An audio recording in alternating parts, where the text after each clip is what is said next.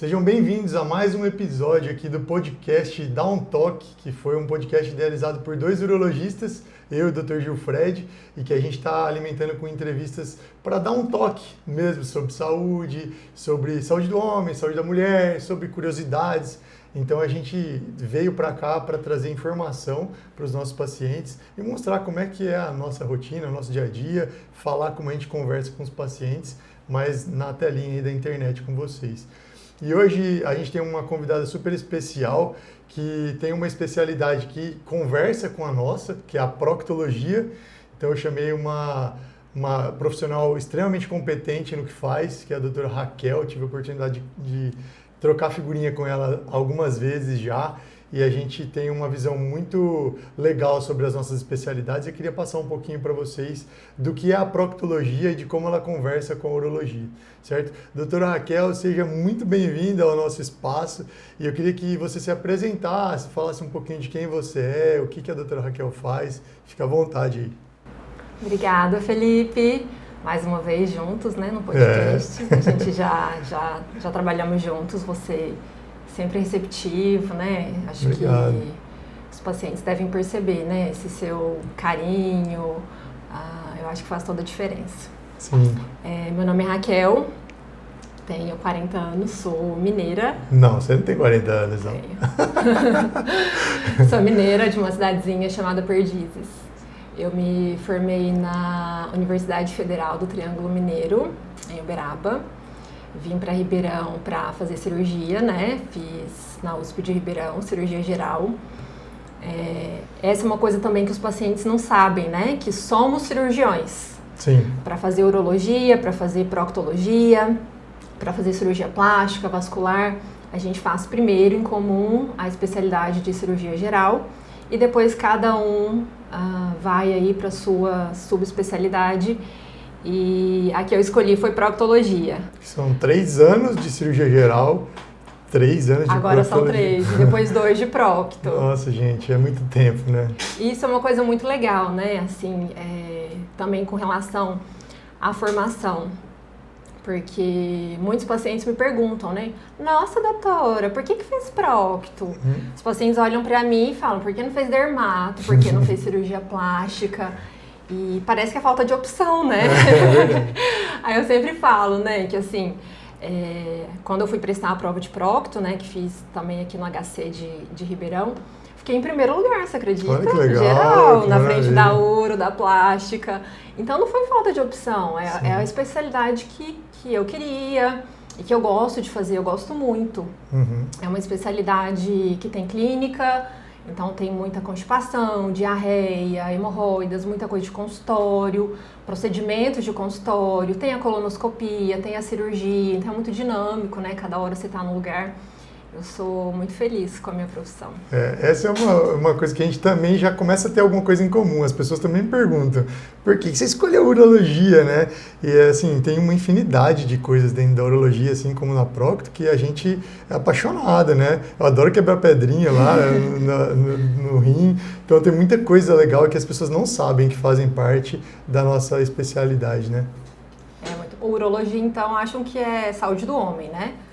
Que a mulher não Só vai isso. No urologista, a mulher não tem cálculo renal. Sim, infecção urinária, tumores, né? Então, e assim, começando a falar sobre as nossas especialidades, você recebe tanto paciente para fazer toque retal pensando que está no profissional certo, pensando em câncer de próstata, como eu recebo pacientes com hemorroida achando que está no lugar certo para fazer o acompanhamento da saúde perianal. É muito comum você receber pacientes para fazer exame de toque? Muito comum. Esse Novembro Azul, então, foi mais que o normal. Sim.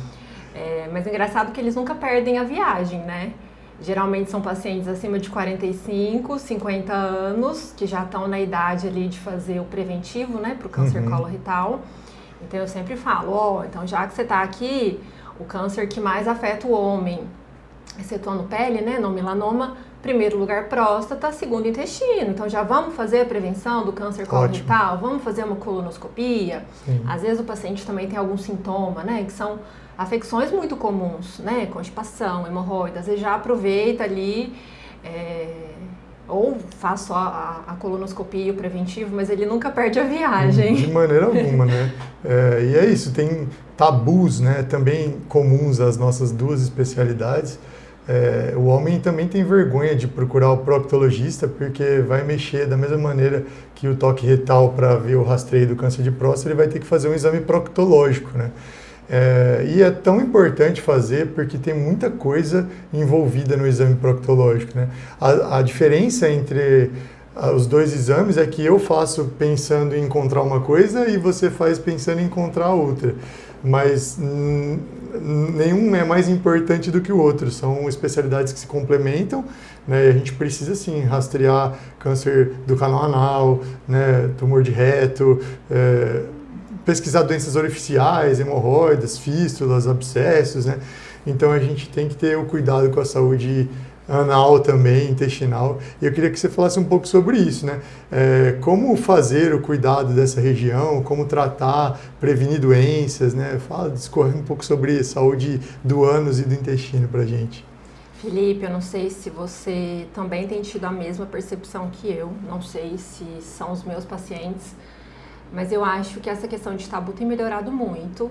Não sei se também pelo papel da internet, né, de eventos como esse, mas hoje a gente recebe homens, até homens mais velhos, tranquilos, assim, né? Óbvio que eles ficam acanhados, ficam preocupados, né? Sim. Mas eu acho que melhorou muito. A informação, eu acho, né? É o que você falou, esse momento aqui é super grandioso por conta disso. A gente está trazendo a normalidade, né? Que é a informação sobre saúde e que eu costumo falar que no Novembro Azul, aí eu fiz um monte de palestras e eu falei a mesma coisa em todas elas, assim.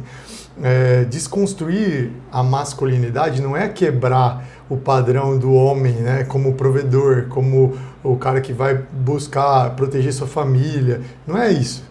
É exatamente agregar o cuidado que ele tem com ele, com a saúde dele, para essa pessoa, né? Então, assim, para eu ser o provedor, eu tenho que cuidar da minha saúde, cara. Eu tenho que ir no urologista, eu tenho que ir no procto, eu tenho sim que fazer um exame, né? Por que não? Então, isso não é desconstruir a masculinidade, é agregar um valor de coragem de cuidar da própria saúde a essa masculinidade, né? Então, acho que esse é o caminho para poder quebrar o tabu. Não é chegar e falar assim, tem que ir lá, tem que fazer o toque, por que você não quer ir? Tem que fazer sim. Doutor, ele vai fazer. Não é isso.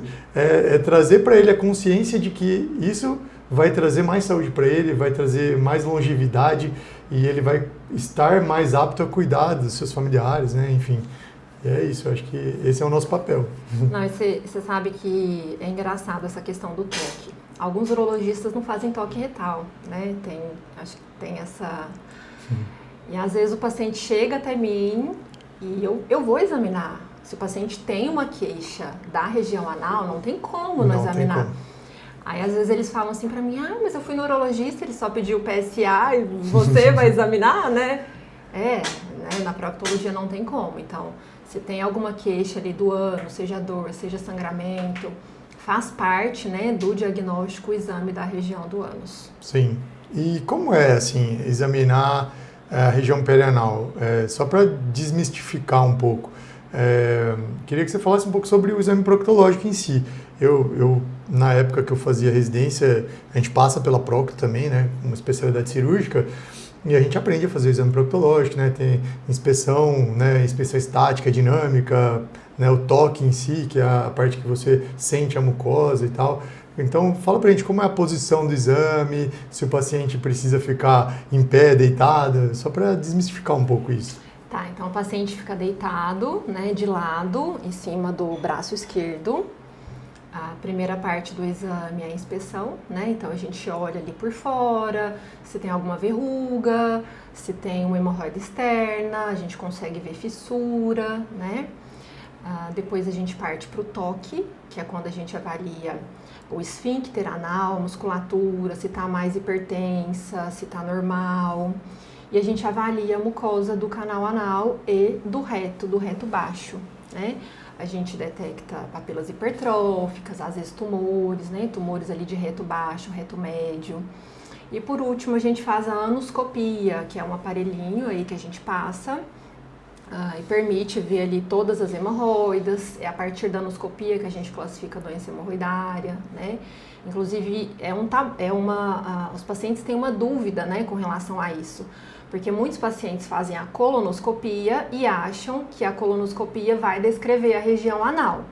E chegam assim, mas não deu hemorroida aqui na colonoscopia. E a gente precisa explicar, né, que são coisas diferentes. A colonoscopia vê o cólon e o reto, né? A gente tem aí 1,5 m mais ou menos de cólon. Enquanto a anoscopia vê a parte final, que é a parte ali do ânus, né? Os últimos 8 centímetros. Então, faz parte do exame físico que a gente faz no consultório e que permite diagnosticar aí as doenças do canal anal e do reto. Sim. Quando você fala em cólon, para as pessoas que não estão acostumadas com a nomenclatura aí, é o intestino grosso, né? Grosso. Que é o que a gente chama de intestino grosso. E por isso o nome coloproctologia. Isso. E as pessoas confundem procto com próstata também, né? Acho que é por isso que é tão difícil tirar essa intimidade da uro com a procta. As pessoas acham que vão no procto para ver a próstata, mas na verdade não. Procto tem a ver com intestino, né? Com reto. Procto significa reto. Então, exato. Coloproctologista, o especialista em cólon, intestino grosso e reto. E doenças orificiais da região perianal e tal. Então, o coloproctologista, ele cuida dessa parte do intestino grosso, reto, ânus. Então, qualquer afecção que você tiver nessas regiões aí, você precisa procurar o coloproctologista, que a gente chama amigavelmente de proctologista, né? Isso aí. E assim, com relação à doença hemorroidária, tem algumas dúvidas minhas mesmo. Eu costumo tratar minimamente os pacientes que me procuram com uma hemorroidazinha trombosada. Eu costumo fazer medicação, analgesia e tal, e encaminho para o procto. Mas eu queria saber, assim, causas. Já me falaram uma vez, uma colega procto, a Josi, você conhece a Josi, né? Josi é minha amiga também, e ela falou sobre o CrossFit, né? Como causa de hemorroida. Isso é verdade? É mito? Fazer muito esforço causa hemorroida? É isso, né? Causas de aumento da pressão intraabdominal. Por isso que a gestante é muito comum, né? Ter trombose hemorroidária, complicações da doença hemorroidária, o paciente constipado que faz força na hora da evacuação e exercícios que você, por exemplo, agachamento, que você vai fazer esse movimento de prensa, né? De aumento da pressão intraabdominal. Então, imagina que hemorroidas são vasos sanguíneos, né? Que saem de vasos maiores que estão dentro da barriga. Então, quando a gente faz uma forcinha ali, aumentando a pressão intraabdominal, isso pode refletir lá embaixo. Aumenta a pressão venosa e acaba... às complicando, principalmente com trombose, trombose hemorroidária. E a trombose é sempre cirúrgica ou a gente consegue tratar clinicamente? Pelo contrário, né? É muito raro precisar de uma cirurgia para trombose. A maioria vai fazer um tratamento clínico. Tem um outro tratamento que eu gosto muito, quando o paciente chega nos primeiros 3, 4 dias, a gente faz uma anestesia local ali, faz a trombectomia. Alivia muito para o paciente. Não, então ele chega com muita dor e sai bem tranquilo. Mas precisa que o paciente vá aí nos primeiros dias de sintomas, que nem sempre ele consegue agendar, né, a consulta. Passou desse período, o organismo já começou a dissolver aquele trombo, então resta o tratamento clínico aí com pomadas, banho de assento, né? Mas muito difícil ter que operar, muito que difícil. Bom, né? E tem algumas maneiras da gente evitar, assim, além dessa questão do esforço e tal, a gente consegue prevenir com cuidados mesmo de higiene, não só falando de hemorroida agora, estou falando de saúde perianal, né, da região anal. Eu sei que tem as orientações de não usar o papel, né, por conta do atrito ali, de causar microfissuras e tal. Eu queria que você explicasse um pouco sobre como cuidar da região, né? A gente precisa cuidar da região anal, viu? Faz parte do cuidado mesmo de saúde, né? A limpeza, como limpar, a gente precisa usar algum produto específico para a região. Na minha área, as pessoas perguntam muito isso para mim no consultório. Eu preciso usar sabonete íntimo, né? Eu preciso lavar com algum sabonete especial. Eu queria saber da Procter, eu sei que tem alguns produtos para isso, né? Se isso é útil mesmo, se não é. Queria que você falasse um pouco sobre isso. Olha como isso também é um tabu, né? Até pouco tempo atrás ninguém se falava de higiene, né? Fezes, isso soa sujidade, né? Então os pacientes, quando a gente orienta a higiene adequada, muitos se assustam, né? Porque se faz propaganda de papel higiênico, como assim? Não é para usar? Para usar? E o que eu falo é o seguinte, preferencialmente lavar, chuveiro, água e sabonete neutro, né? Aquela pessoa que tem um estilo de vida certinho, uma rotina, ela também tem um horário ali para ir ao banheiro, que geralmente é de manhã, né? Quando a gente tem um aumento aí dos reflexos gastrocólicos, né? Os movimentos intestinais. Então a pessoa tomou uma água, comeu, tomou um café, né, que estimula. Bexiga também. A pessoa vai ao banheiro e toma banho. Água e um sabonete neutro, são esses sabonetes de bebê, esses glicerinados. Exatamente, tá? O que eu oriento também. É o melhor dos mundos. A pessoa não tá naquele momento, não está em casa, não pode lavar, lenço umedecido. Tá? Só tomar cuidado para não comprar lencinho com produto, perfume, que pode irritar. E o papel higiênico ficaria para aquele momento que não tem outra alternativa, né? Porque ele funciona aí, ele causa uma microescoriação. Então pode ficar inflamadinho, inflamar a hemorroida, ter dor, né? Então, de maneira geral, evitar o papel higiênico. Sim.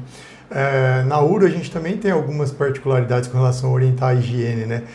O homem também tem um tabu de falar sobre isso, às vezes com o adolescente, o filho e tal. Então, sempre que vai algum adolescente, uma criança no meu consultório, eu oriento exatamente como higienizar. Tem que abrir o pênis, tem que lavar com sabonete, né? Depois tem que secar, tem que enxaguar, tirar o sabão, porque às vezes passa o sabão e fecha o pênis com sabão, aquilo gera uma dermatite, né? Então a gente tem essas orientações para fazer para essa faixa etária principalmente, e eu acho super importante você fazer essas orientações da região perianal, porque ninguém fala isso, né? O ânus é sujo mesmo, não precisa se preocupar com isso e tá tudo bem, né? Não tá tudo bem não. O acúmulo de fezes ali naquela região, se não tirar adequadamente, vai gerar uma dermatite, né? Às vezes deixa mais inflamado, assim como no pênis também, o resto de urina. Então a gente orienta secar com um papelzinho depois que chacoalhou o pênis para tirar aqueles vestígios de urina e não deixar o pênis úmido, porque tem inflamações por fungo naquela região que fica fechada, abafada. O ânus é a mesma coisa, né? A gente tem dermatites também na região anal, isso é uma orientação a se fazer também, né? No ânus, a principal complicação do uso do papel é o prurido, a coceira anal. Então, sempre que o paciente chega com coceira, a primeira orientação é com relação à higiene, né? Porque, principalmente se o paciente tem um plicoma, uma pelinha, uma hemorroida, não vai ficar 100% limpo, né? E as fezes ali vão irritar, vão coçar, vão queimar, né? E com relação ao lencinho também, né? Se você deixa sabão, se você não lava, não tira aquele excesso de sabão, tem a dermatite perianal. E aí você falou uma coisa legal, o plicoma é diferente da hemorroida, né? As pessoas confundem, né? O que é o plicoma, como trata, quando trata? Explica pra gente aí. Plicoma é uma pelinha. Eu falo no consultório que é a forma do ânus cicatrizar. Eu até brinco, não tem nada a ver, mas eu brinco como se fosse um queloide, né? Fez um cortezinho ali, aquela forma do ânus cicatrizar. Então o paciente pode ter tido uma fissura, na hora de cicatrizar virou um plicoma, pode ter tido uma trombose hemorroidária, que ficou um plicoma, então é uma pelinha, né? A indicação de tratar o plicoma, que é sempre cirúrgico, né? Retirar, são 3. Então, primeiro, com relação à higiene, paciente que está ali sempre coçando, né, dificultando a higiene. Pode ter crises de inflamação desse plicoma, aí exatamente quando usa o papel, que tem aquela escoriação, incha, tem dor. E o terceiro, cada vez mais comum, a questão estética, né? Então, tem pacientes que se incomodam, né, de ter uma pelinha ali na região. Então, se algum desses fatores incomoda o paciente, tem indicação de cirurgia. que é a ressecção ali cirúrgica, tá? Diferente da hemorroide, então, que é um conjunto de vasos, né, vasos sanguíneos, dentro de um coxim ali que podem inflamar, trombosar, sangrar, né? Sim. Você falou de estética, a gente vai falar sobre estética da região anal também daqui a pouco. Mas estética é uma das indicações, né? E hoje eu sei que a Procto também conta com algumas tecnologias, né? Que vem a cada dia mais aí se evoluindo para dar mais conforto no tratamento de doenças orificiais, né? O laser vem com força aí também. Você usa essas tecnologias, você indica para que tipo de doenças e você acha útil, você acha que é excesso de frufru aí na especialidade, que muita gente acaba super indicando algumas coisas, né? Sim. Que às vezes para usar e justificar uma tecnologia, para agregar valor às vezes, mas tem a sua utilidade, tem indicações precisas aí, fala um pouco pra gente. Não, e olha como a tecnologia mudou até as indicações, né? O plicoma que a gente está conversando, na minha época de residência, a gente quase não operava plicoma. Por quê? A gente tinha o bisturi elétrico.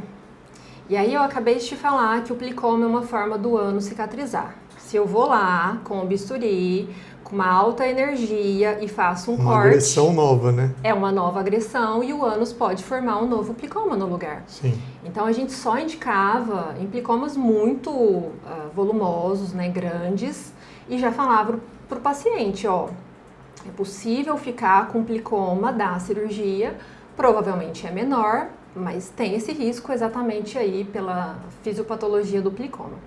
E aí veio o laser de CO2 exatamente com essa promessa de quando você corta com energia menor, mais direcionada, você tem uma resposta inflamatória menor, então o resultado estético é muito melhor, além de ter menos dor, né?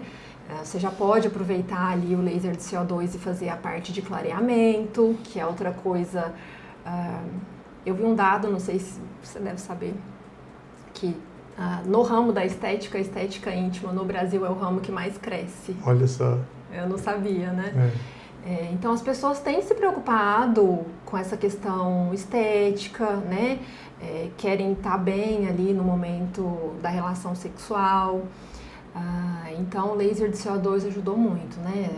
No caso do plicoma, o laser de CO2 para cortar o plicoma, no caso de clareamento. E a gente tem também outro laser na proctologia, que é o laser de diodo, que trata hemorroidas internas, cisto pilonidal.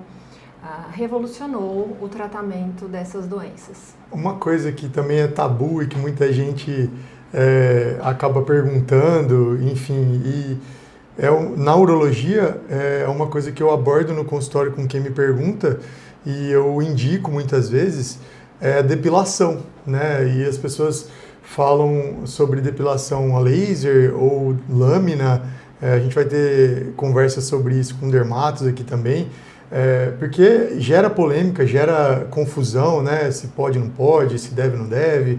Você recomenda, se a pessoa tem desejo, por exemplo, de fazer depilação da região perianal, recomenda o uso de tecnologias ou você acha que só a maquininha, a lâmina está ok? Você condena algum método? O que você pensa sobre isso? A lâmina pode escurecer, né? Sim. Então, uma das causas daquela virilha, né, região perianal, ali mais escura, uma das principais causas é o método de depilação, né? E também pode, por exemplo, escoriar, fazer microfissuras, né? Às vezes uma pústulazinha ali, né, um pus, um furúnculo. Que pode virar um abscesso, né, uma coisa maior. Eu acho que depilação então, a laser... Né? Lâmina não. Lâmina não, maquininha. Estamos de acordo. Eu acho que maquininha é melhor. Essa de aparar, essas masculinas, né? Sim. Que apara. Própria para isso, né, doutora? Própria não vai usar na barba depois. Vamos deixar uma maquininha só para essa região, né? Eu acho que aí é ok, né? Para tirar o excesso de pelo, aparar, mas ela não corta a pele, né? Não vai deixar ali a pele como uma porta de entrada, né? Para micro-organismos. É que não deixa lisinho, né? Sim. A gente usa a maquininha às vezes na hora de fazer uma cirurgia perianal, né? Você vai e tira o excesso de pelo para ajudar a visualizar e também suturar, dar ponto e tal. Então acho que a maquininha é ok também. Mas e essas tecnologias de laser, LED, depilação definitiva, né? Assim, você acha que isso pode ser um problema ou não? Eu acho que não, acho que é super recomendado. E assim como no uso das tecnologias, acho que o principal é escolher um lugar bacana, né? Porque tem muita gente que paga, não é barato, né? E o pelo não desaparece. Sim. Né? Assim como você comentou, né? Quando chega tecnologias, todo mundo quer usar, todo mundo quer fazer. E às vezes não está capacitado ainda, né? Porque tudo tem uma curva aí de aprendizado. Então não é com qualquer um. Eu acho que o principal é você escolher uma clínica, às vezes um dermatologista que trabalha, né, com depilação a laser, para que seja eficaz mesmo. Porque a ideia é que seja definitivo, né? Talvez uma manutenção aí, a dermato vai falar melhor. Mas você gastar, investir e continuar com pelo... E as pessoas te buscam para essa questão estética, hoje já entrando no tema que todo mundo quer saber, elas buscam, todo mundo não, né? Não tem gente que não se importa, é que a gente estava conversando antes aqui nos bastidores, que as pessoas me perguntam assim, né? Nossa, mas tem como ficar bonita, região genital, pênis ficar bonito, né? E aí eu costumo responder assim, se você se importa e você se incomoda, é porque você tem um padrão que você quer que seja, né? Eu olho aquilo, eu acho que eu queria que fosse igual, eu tenho o meu padrão de beleza da região genital. Eu acho que as pessoas que se importam com a região anal também têm o seu padrão de beleza para a região anal. Elas, às vezes, usam e querem que esteja bonitinho na hora de usar. As pessoas te buscam para esse fim, para a estética da região perianal? Foi exatamente essa busca dos pacientes pela estética íntima que me fez procurar alguns cursos, né, para trabalhar com isso. A gente, quando faz cirurgia, acho que a gente não pensava em mexer com estética, né? Não. Senão a gente teria feito dermato, plástica, não era um objetivo. Mas num dos cursos que eu estava em São Paulo, eu aprendi e vi ali a professora, inclusive, comentando de um termo chamado dor estética, que é uma coisa que não fazia parte, né, do nosso cotidiano. Mas era engraçado, a gente estava numa sessão, era um laser de CO2, que a gente estava fazendo na paciente, né, paciente modelo, e a paciente tinha uma pinta, uma verruga na coxa, na raiz da coxa.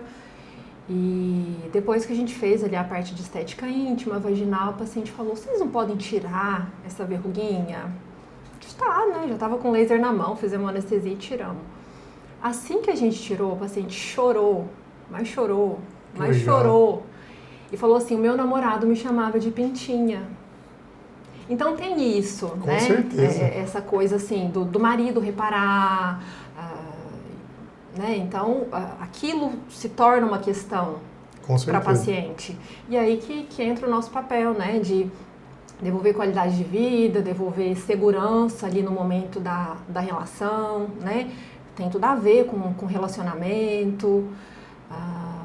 Estética é saúde, né? Saúde. Porque saúde, se você for entrar na definição da Organização Mundial de Saúde, né? Você precisa ter qualidade de vida. E eu costumo falar que os pacientes que buscam estética, eles estão preocupados com a qualidade de vida deles, né? Ou vida sexual, ou qualidade de vida em geral mesmo. E uma coisa que é super importante a gente falar, eu acho, aqui, como profissionais da estética íntima, né? Eu acho que existe um boom hoje, né, das profissões querer surfar na onda da estética, de todo mundo querer fazer estética, tanto dentro da medicina como fora da medicina, que às vezes assusta um pouco, né? A gente tem inúmeras clínicas aí duvidosas e tem complicações severas, graves, às vezes pacientes morrem aí, né? Teve aquele caso fatídico do pirindifenol e tal.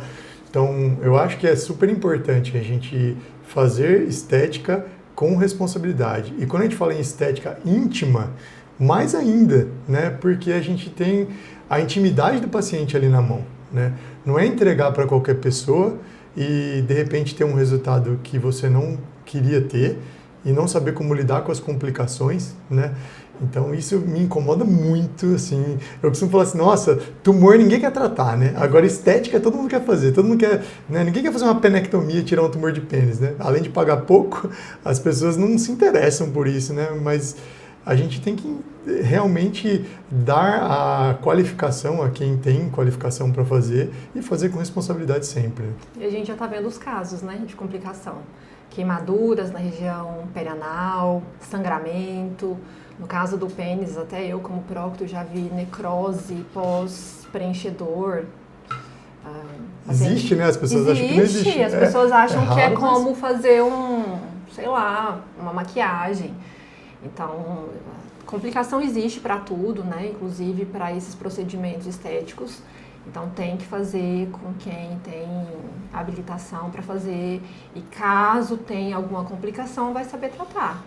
E assim, com essa onda da internet, falar sobre tudo, todo mundo tem autoridade. Você veja, a gente está num podcast aqui falando como especialistas para muitas pessoas. Então, a gente tem uma responsabilidade sobre isso, né? E o problema é que na internet todo mundo fala e faz o que quer e você tem que saber em quem confiar, né? Tem que olhar lá no perfil do Instagram se a pessoa que está falando ali é especialista no assunto, se ela tem o CRMzinho, o RQE, né? Para poder ter a autoridade que deve ter, né, na internet. Não é em tudo que você tem que confiar, não é em todo mundo que você tem que, né, botar as suas expectativas aí para tratar algum problema, principalmente de intimidade, né? Isso aí. Bom, nossa, muita coisa para falar, né? Tem um tema que eu queria falar aqui, que eu acho que é uma coisa que incomoda muita gente ali e muita gente não se importa, alguns usam, outros não usam, que é a duchinha higiênica, né? Eu sou um defensor da duchinha higiênica para limpeza por conta do papel mesmo, eu falo para os pacientes usarem, mas tem gente que não gosta de usar, acha nojento de pegar ali e tal, alguém que já usou e não sei o que, é lógico que tem que, né, saber como usar e ter os cuidados, mas eu queria saber a sua opinião, se ela ajuda, se ela não ajuda, se ela é importante. Então, a gente falando de higiene, né? Então, lavar é sempre a melhor opção. Para aqueles que não gostam de usar a duchinha, a gente tem inclusive dispositivos hoje em dia que dá para levar na bolsa, que é uma espécie de garrafinha com um chuveirinho na ponta. Existe. Nossa, eu nem sabia que tinha isso. Então, para aquela pessoa que, por exemplo, tem um plicoma, não quer operar, mas, né, tem dificuldade de se higienizar, é possível, inclusive, ter essa duchinha só sua, né, para você lavar. Sempre melhor, né? Óbvio. Sim. Agora, para aquele paciente que não consegue lavar, a opção do lencinho umedecido. Beleza. Outro tema que eu acho que é comum às nossas especialidades é a incontinência, né? Na verdade, tem incontinência urinária, incontinência fecal e também tem os intestinos hiperativos, né? E assim como a bexiga hiperativa, a gente tem síndrome do intestino irritável. Você recebe muito paciente com isso?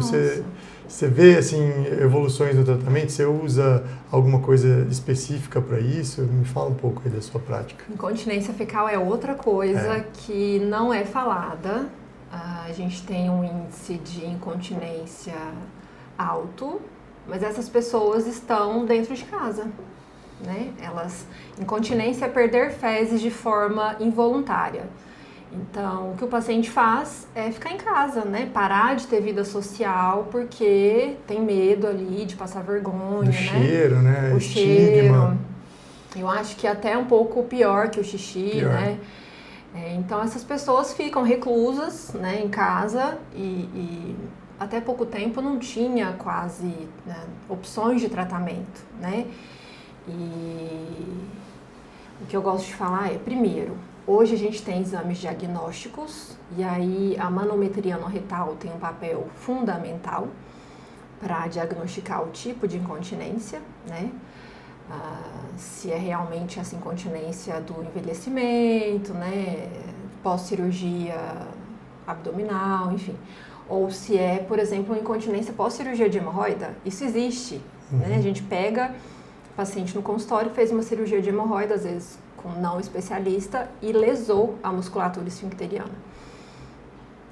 Fez o diagnóstico, manometria anorretal, tem o tratamento com fisioterapia pélvica e a gente tem hoje tratamento super moderno, recente, que é a neuromodulação sacral, né? Implantar ali uma espécie de marca-passo na coluna que vai estimular a contração ali dos esfínteres, né, do cólon.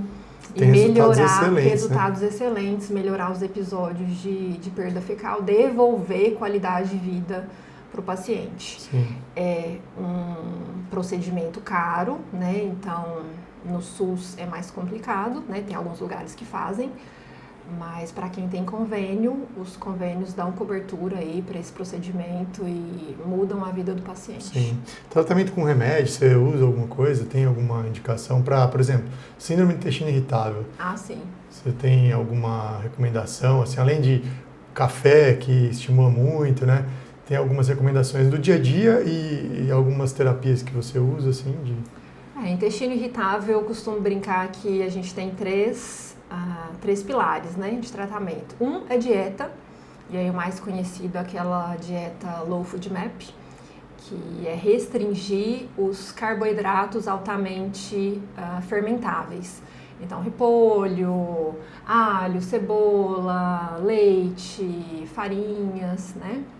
Uma dieta bem restritiva, difícil de fazer. A gente tem a questão psicológica, porque distensão, todo mundo pode ter, né? Come uma coisa, um feijão, dá distensão, dá gases, mas dor, que é o que caracteriza, né, o intestino irritável, está muito relacionado com o cérebro, né? Então, a percepção e a dor é diferente para cada paciente, né? Então, geralmente é o paciente que está num período de vida mais difícil, um paciente muito ansioso. Então, às vezes, tratar essa questão mental faz parte do tratamento do intestino irritável. E tem a medicação, né? E o que eu falo para os pacientes é isso: se ele não tratar, não fizer uma dieta, não melhorar a cabeça quando necessário, ele vai ficar dependente de remédio para sempre, né? Sim. Então, é um tratamento que envolve aí várias coisas, dá certo, né? Quando o paciente está disposto a fazer tudo certinho. Bacana. Nossa, Raquel, assim, eu tô te bombardeando de perguntas aqui, porque eu acho que são curiosidades minhas também, mas acho que acrescenta muito na minha prática saber, né, como cuidar, o que existe de recurso, né, como indicar, quando indicar. Então é super importante a gente conversar sobre isso e passar informação para as pessoas também.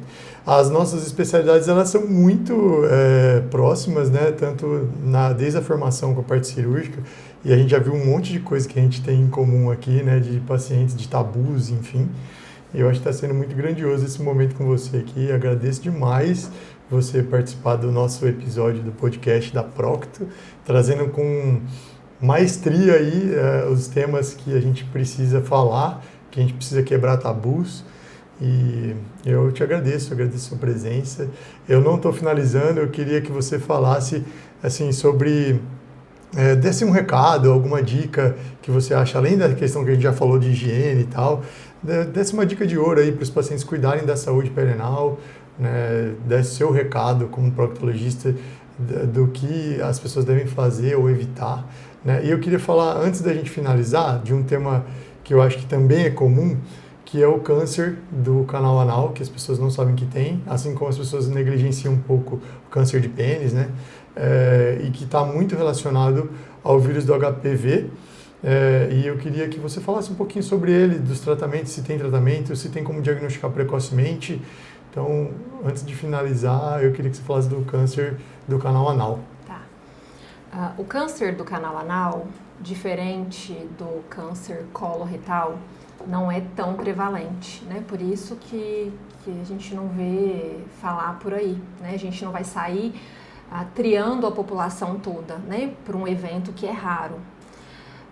Mas a gente indica um exame preventivo para uma população específica, né? Então a gente sabe que o câncer de ânus está relacionado ao vírus do HPV, né?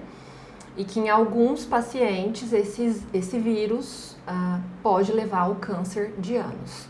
Então, qual é a população que tem indicação de fazer o preventivo de ânus, que a gente chama de Papa Nicolau do ânus? Então, é parecido com o Papa Nicolau da mulher, uma escovinha que a gente passa ali no canal anal, bota na lâmina, né, vai para o microscópio e a gente orienta numa população específica que tem uma chance maior. E essa população é homens que fazem sexo com homens, pacientes imunossuprimidos, transplantados, pacientes HIV, pacientes que têm algum tipo de HPV, especialmente os de alto risco, né?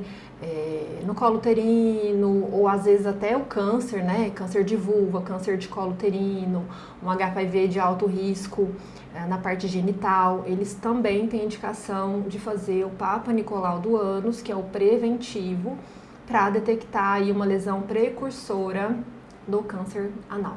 Uhum. E estimular a vacinação, né? A HPV tem prevenção e a gente fala pouco sobre isso. Na verdade, no nosso meio a gente acaba falando muito, mas nas mídias aí afora a gente não vê as pessoas falarem da vacina como prevenção de câncer de ânus, por exemplo, ou câncer de pênis.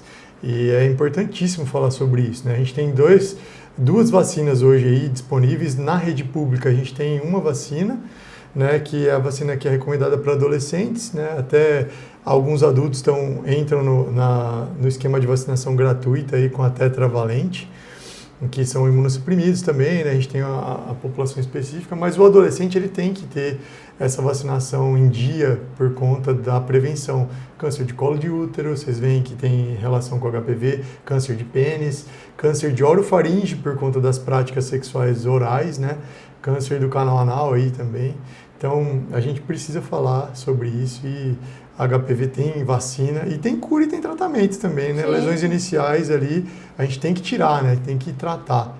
E quebrar esse tabu, né? Porque, não sei como está hoje, mas quando começou, estavam sobrando vacinas, né? Que os pais não queriam levar os adolescentes. Sim. E se examinar, né? É importante você saber o que é normal e o que não é, né? Sim. Você orienta isso, o autoexame, se olhar, pegar um espelhinho, ver se tem alguma lesão, se você sentir alguma coisa, olhar. Com relação ao ânus, fica um pouco mais complexo, porque a parte de fora, geralmente, as pessoas olham, né? Então, uma verruguinha, eles procuram. Mas a parte interna ali, né?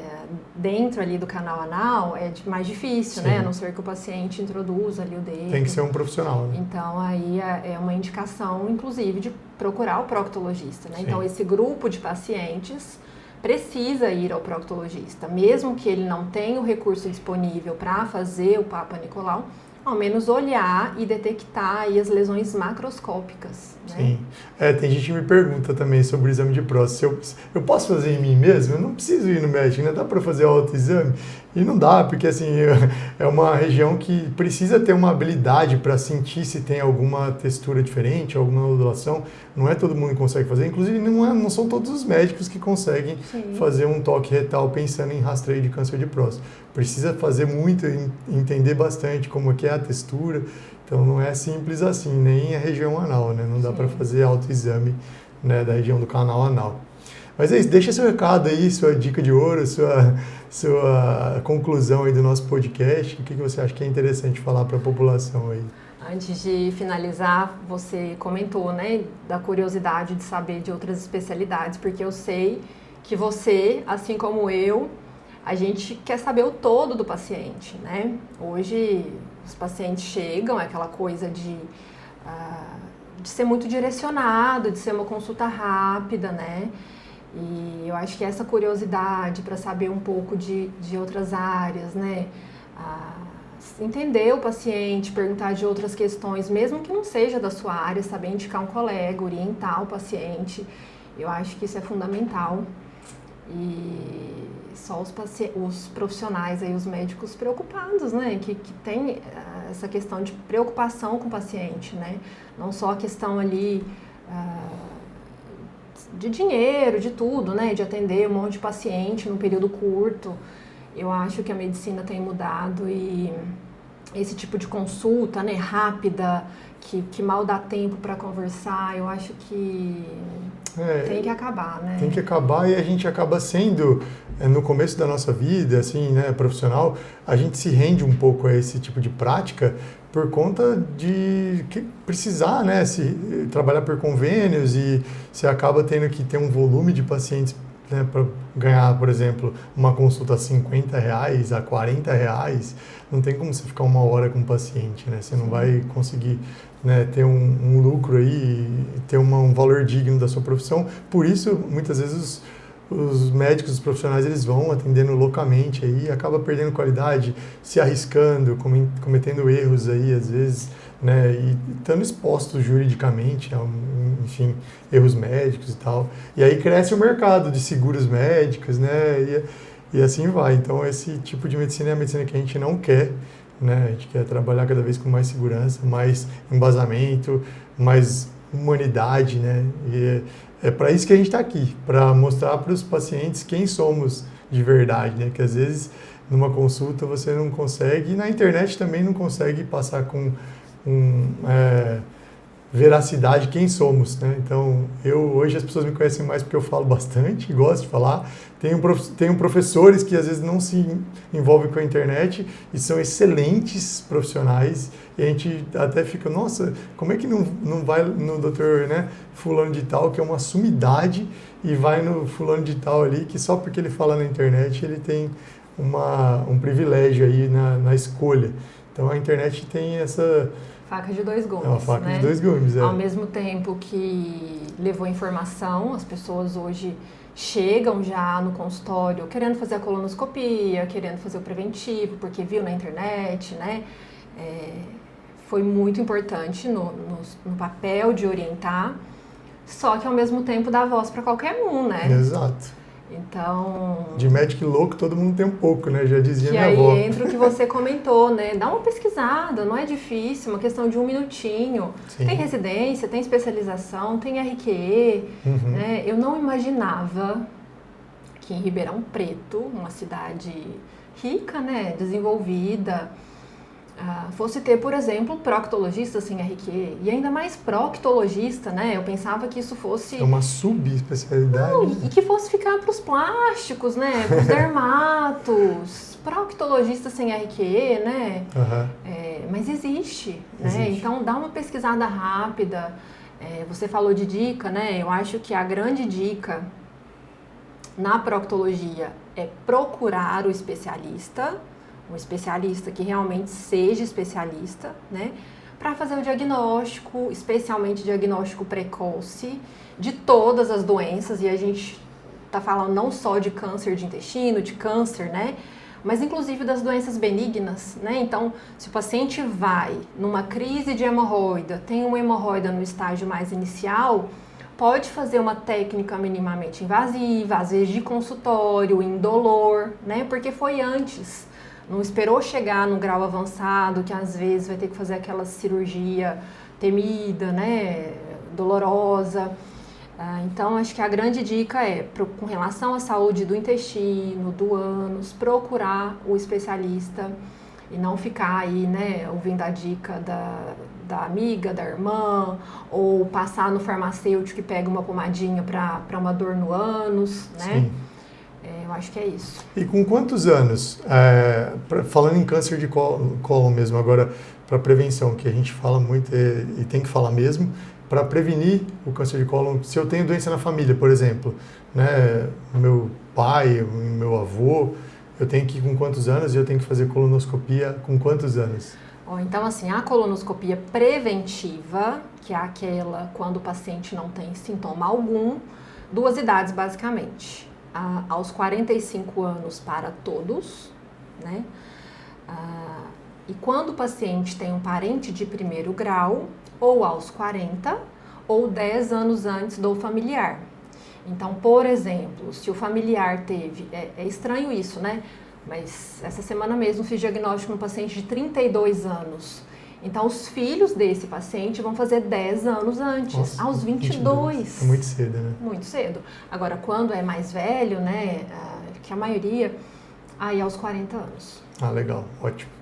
Raquel, muitíssimo obrigado pela sua participação, foi assim de grande valia, acho que as pessoas adoraram a entrevista aí, e na verdade esse bate-papo é tão rico, né? E a gente tem poucas oportunidades de fazê-lo, eu acho que esse ambiente é muito legal por isso. E queria te agradecer pela disposição aí, pela disponibilidade e vem mais vezes, fala mais coisas pra gente, porque tem muita coisa para falar. Você vê que a gente ia encerrar e já surge um assunto e surge outro e é muito bacana, assim, é muito grandioso esse momento. Então eu queria te agradecer, queria que você divulgasse suas redes sociais para as pessoas te seguirem aí, né, o seu arroba, né, e te convidar para vir mais vezes aqui. Eu que agradeço, você deixa a gente super à vontade, né? Isso é importante. Quem quiser aí me seguir no Instagram, Procto Raquel Coelho. Eu tenho alguns vídeos lá, né? Tento, na medida do possível, deixar algumas coisas com o objetivo aí de informar os pacientes. Obrigado, viu? Valeu pela participação. Valeu. Obrigada. Obrigado.